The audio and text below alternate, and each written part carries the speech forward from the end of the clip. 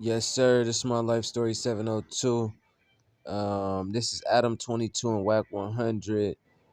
Wack 100 exposed Woody, calling him the biggest rat of all century.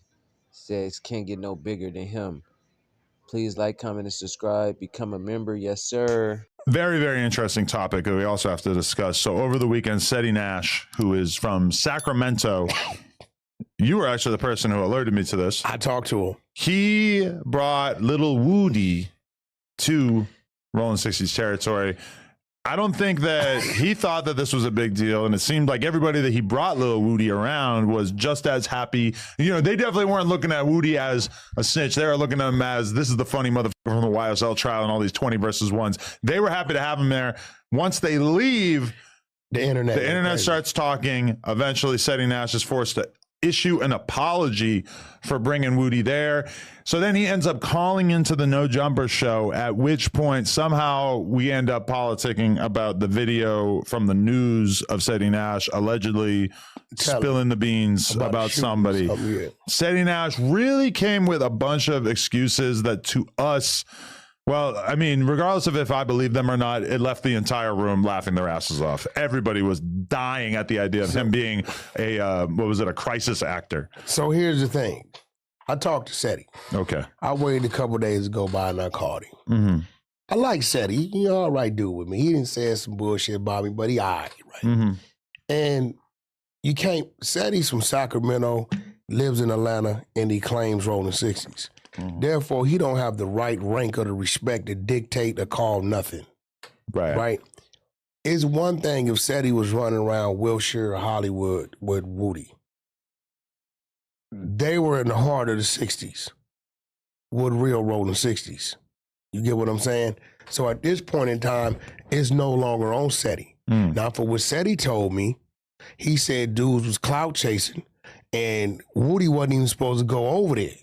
They wanted to take him over there. He said they called him when the internet went crazy and told him to come back because now they're getting calls from them people that don't understand the internet. Right? So they forced Seti to go back over there. Now, from what Seti tell me, and I'm in shock, he said one of the dudes that kept talking, who was one of the main dudes that wanted to bring Woody over there, knowing Woody's situation, right? Seti told him, well, you want to get out? We can get out and run the fade. They say dude didn't want to run the fade, which is a little different for that neighborhood because at that point in time, it's a pack out that's going to happen. Now, Woody, how it's supposed to went when he went over there, he should be mad at Seti right now a little bit because they would have supposed to been stripped, stomped out, marked out, and sent on the way. But the fact that it was a couple days before they hood day, and it's so much that's been going on over there with all the indictments and RICOs and all that, it just killed more of the morale of what that stands for. But who it was a good look for was Woody. I'm telling all y'all right now, Woody is the top rat, king rat. You can't nobody say nothing to him. And me and Woody FaceTime. I talk to Woody. We talk crazy to each other. I call him rats, he calls me things, and then we do our little thing and we get off the line. But the fact that he had the heart and the balls to even get in that car and allow himself to be transported over there with his jewelry on, with his money in his pocket. Hey, listen, I think Woody should get rat immunity. From the streets. From the streets. Well, it feels like he mostly has. Yeah, he should get. 'Cause he's really outside. Well, Atlanta, he's outside. Right, yeah. He's quieting up doing what he's doing. And I seen him. He started a car wash in a gardening business that he's personally coming to do. He's telling you, call this number, me and my boys coming to clean cars, my money getting low. So it ain't like you can't bait him in somewhere. He ain't hiding from nobody. So far as I'm concerned, Woody gets rat immunity. Okay, but here's a very important question. That's it. So, he earned it. Is Woody going to the 60s? Is that controversial because it's just a bad look for the set to be associated with somebody who has been a high-profile witness in this case? Or is it controversial because of the actual practical reality that this dude could see something illegal going on there and then could communicate with law enforcement about it? Because I saw some people who seemed more concerned about that option, that who knows. And from my perspective, you go to somebody's hood, you're not getting exposed to anything aside from maybe seeing a gun sticking out of somebody's waistline. Maybe somebody's got some personal amount of drugs or whatever, but it's not like I highly doubt Woody was exposed to anything significant. Maybe you got a camera in your medallion, or maybe you got a listening device on. All of the above. Okay. Everything you said, all of the above. But again, shout out to my boy Troy Ave. The streets is a myth. Now, Seti, on the other hand, had to tell him, Seti, I want to hear it. What you mean, Wack? Oh, no. I sit down and do an interview with 6ix9ine. Everybody got a lot to say. Now, you say this is your friend. You do business with him, right? So help me understand it. He said, no, Wack, I get where you coming from. Right? Now, this other thing you talking about, said he sent me paperwork and documents and tried to explain. And I told him, if you gave any statements to law enforcement about a description or whereabouts, about gunshots and what direction they might have ran, you in violation if that's what happened. Because now you just told them where to go check for cameras.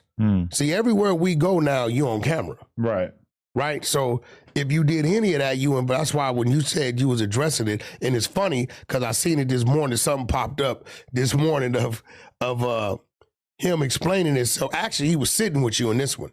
So I think you've been on him for a while about it. Yeah, I did ask him about it in an interview a little while back, but I don't even honestly remember what his thing was. But there's another YouTuber named Byron Blake, who I wasn't originally familiar with. That's A-Verb's guy. Okay, but last night I ended up watching a video he made a whole series of videos about Seti, and he has gone a bit deeper and has found other situations that he believes makes Seti a rat. Maybe we need to bring Seti and Byron in. Where's Byron live? I believe he's out of St. Louis, but I can call my brother A-Verb. Okay. I can call A-Verb. Remember I put the fire out between Hitman Holler and A-Verb. I don't know that Seti would necessarily want to sit with this Byron Blake guy because Byron Blake seems like he's got quite a bit of animosity towards him. But if we could, it would be great to have somebody who was really, because Seti, I think, wants to come back next week and do some content about I'm going to reach out to A-Verb and see if Byron want to come out. You know, everybody know once they sit at this table is to have a conversation. Even you know that, right? You know, when I talked to Yak Gotti last night, I assured him, because I ain't going to lie, he was moving around Dolo, 2 in the morning. I said, man, where you at? I said, where you at, 5 in the morning? He like, I'm out here on the West Coast. That's how the conversation came up. So, you know, he like, Wack, I said, look, we're going to come in and have a conversation. He said, nah, Wack, I can't be mad at you for what you saw. He had his reasons for doing it, and that's when it's always funny, as you've seen what I did with what's the Armenian dude? G-Face. G-Face. You know, one thing your finest hour. One thing you know about me, Adam. Best thing one thing you know about me. If you sit your ass in this seat and you didn't did it and I got it, and you try to dance, your ass is in trouble. The best thing you can do is just own up to it, cop to it, and say, so what, and what they gonna do about it. That's what it is. So G-Face was calling fake attorneys and DAs, all kind of stuff. And he lucky they saved him because I had his paperwork that day. I was just setting him up for part 2. Remember I told him. But then we never actually did it. He went to jail. Right. Remember I said, I'm going to go have him pull it. You might be right. I already had it. You know, he Ratatouille. Master Splinter on steroids. That's a fact. But, you know, shout out to Yak Gotti. He stood on it last night. He told me he know he did wrong. He did too much talking. You know what I'm saying? He learned from it. His thing is nobody is in jail for anything he did. My thing is the things you said in that interrogation room, you're not supposed to say. You know, I can't say, you want me to wear a wire? I wear a wire to get more information. And then when I see you said, Adam, I was just saying that to spin him. That don't work like that. This is why you exercise your Fifth Amendment right. Just remain silent. No, definitely.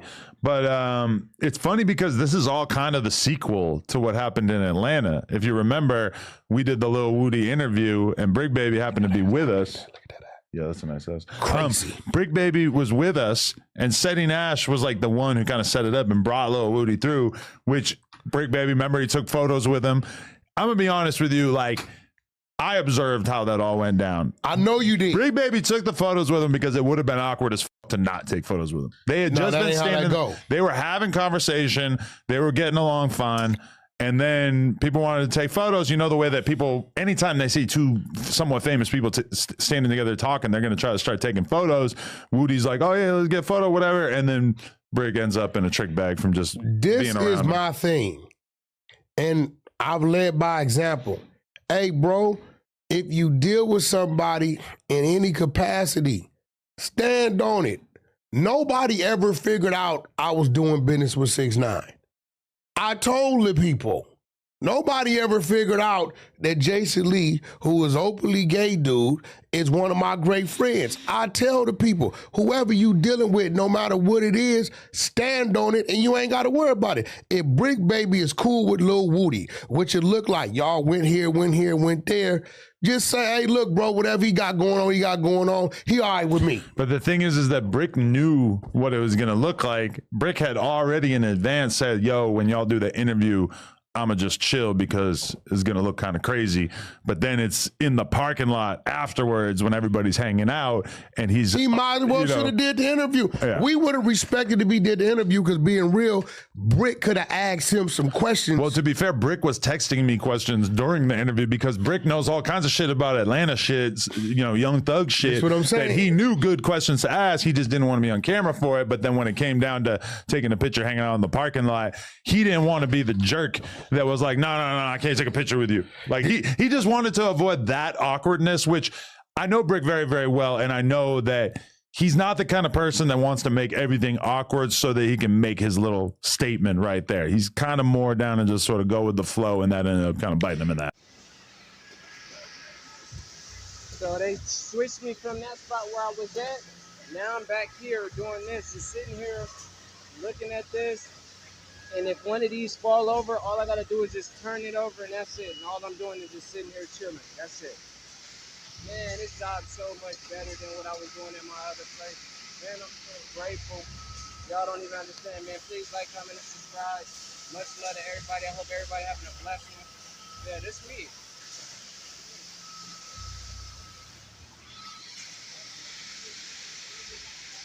All I'm doing is just waiting on to see if one fall. If one fall, then I just turn it over. Other than that, it's do it by itself.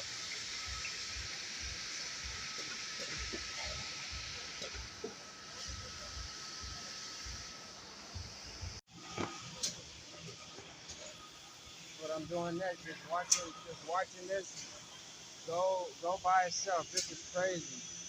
I'm just watching it and make sure the box is going through. That's just crazy. We just did some deep cleaning. Just doing a little check through. We got to get up out of here a little early. I just did a little, 7 hours OT. A good $30-some an hour real quick. 7 hours. Feel me? OT. This the job, man. This is so easy, man. I appreciate this shit, man. I'm grateful for this, man. Can't get no better than this, Can't get no better than this. Yeah, everything just... This is crazy. Like, I'm pushing cans. That's it. Like, look, I'm just pushing cans, babe. Like, I'm so happy for this. Like, I'm in, like, a warehouse just pushing cans around. Like, I'm happy. You don't even know. This is all I'm doing. Making sure the cans like this don't fall over, and all I do is flip it back up. This is easy work, crazy. Look, it falls over, all I do is flip it up. It's crazy. Man, I can't beat that, man. I'm grateful every day. From where I just came from,